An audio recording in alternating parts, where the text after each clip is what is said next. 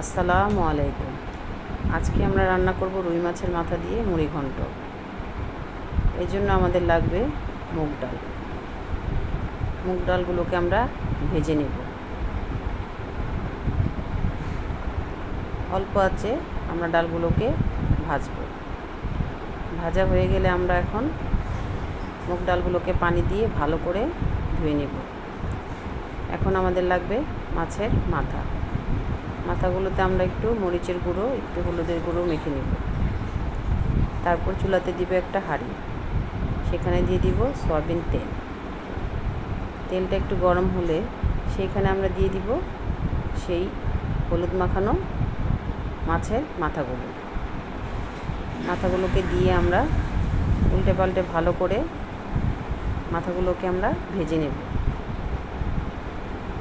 এখন আমরা এখানে দিয়ে দিব পেঁয়াজ কুচি, তেজপাতা,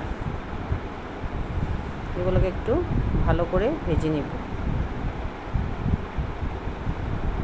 পেঁয়াজ কুচিগুলো একটু ভাজা হয়ে আসলে এখানে দিয়ে দিব আমরা আদা রসুন বাটা।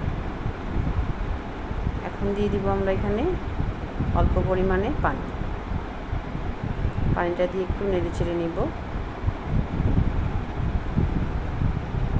এখন আমরা এখানে দিয়ে দিব একটু মরিচের গুঁড়ো, একটু হলুদের গুঁড়ো,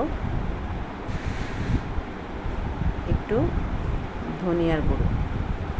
এগুলোকে দিয়ে আমরা ভালো করে নেড়ে চেড়ে ভালো করে কষিয়ে নেব যতক্ষণ পর্যন্ত না তেল বের হয়। কষানো হয়ে গেলে সেইখানে আমরা দিয়ে দিব ধুয়ে রাখা মুগ ডালগুলোকে দিয়ে ভালো করে আমরা এখন মিক্সড করে নেব। একটু ভাজা ভাজা করে নেব ডালগুলোকে, যেন তেলটা বের হয়ে আসে। এরকম করে আমরা আগে ডালটাকে একটু কষিয়ে নেব। এখন দিব একটু পানি।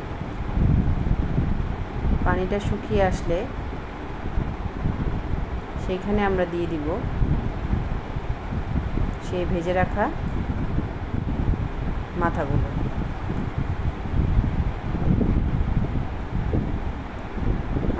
দিয়ে একটু নেড়ে চেড়ে দিব।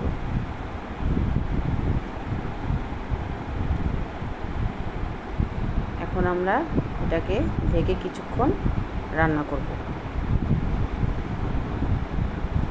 এখন তেলটা বেরিয়ে আসছে, এখন আমরা দিয়ে দিব পানি ও কাঁচামরিচ। এখন আবার কিছুক্ষণের জন্য ঢাকনা দিয়ে রান্না করব।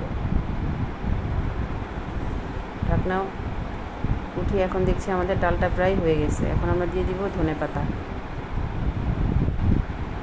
হয়ে গেল সুস্বাদু রুই মাছের মাথা দিয়ে মুড়ি ঘন্ট।